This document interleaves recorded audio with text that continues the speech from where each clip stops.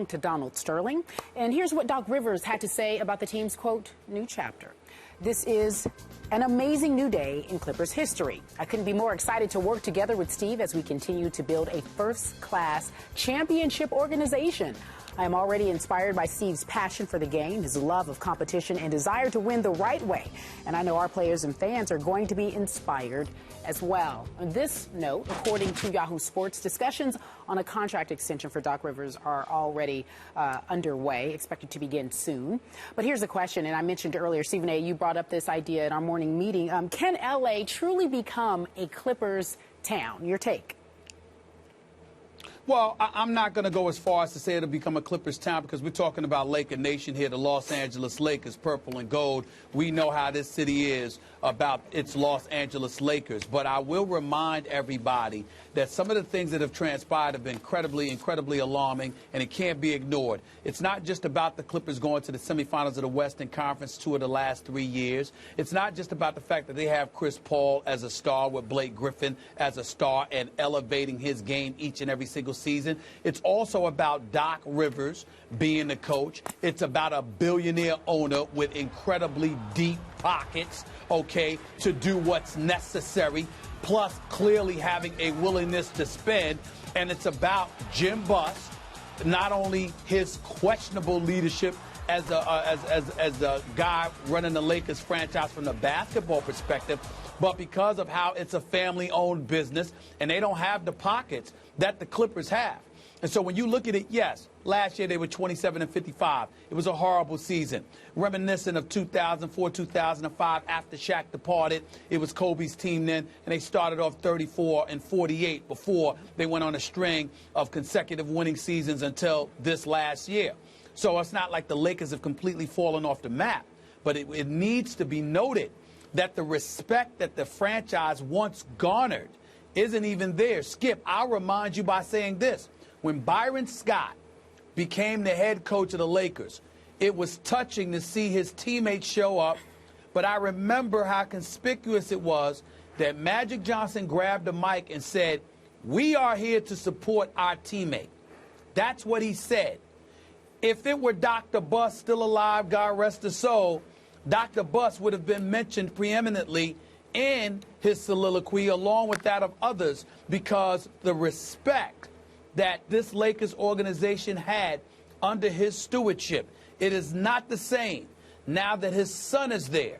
So you combine his son being there with the pockets that they have that isn't necessarily as deep, combined with Ballmer now being the billionaire owner of the Clippers with the pieces they already have in place, their box office, their Lob City, and they've got an owner that can facilitate it moving forward.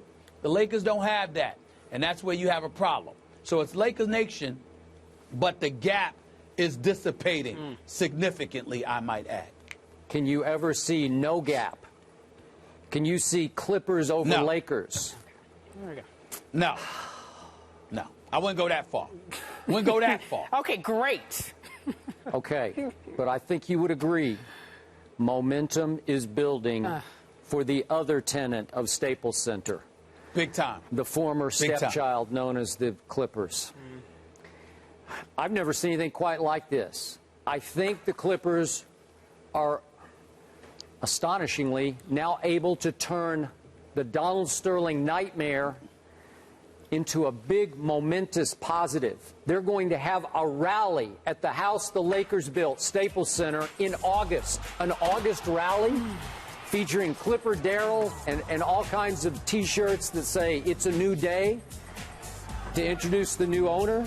And it's just hard to argue against that kind of momentum at a time it looks pretty dreary for Kerry's Lakers. It does. I mean, how can you argue against that?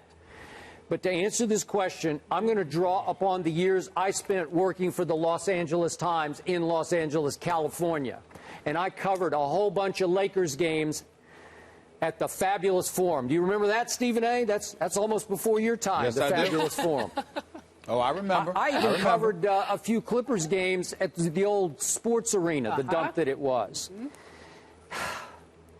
That was even pre-Magic that I was covering Lakers games. And it's just hard for me to believe because the depth of love for the Lakers is so deep and so ingrained and so historical in the hearts and minds of so many Angelians that it's just hard to believe the Clippers could ever overtake that. I know that Lakers are a little down, and Hollywood is all about stars, and now the younger stars, CP3 and Blake, are obviously on the other side of the fence, and the star coach is Doc right now.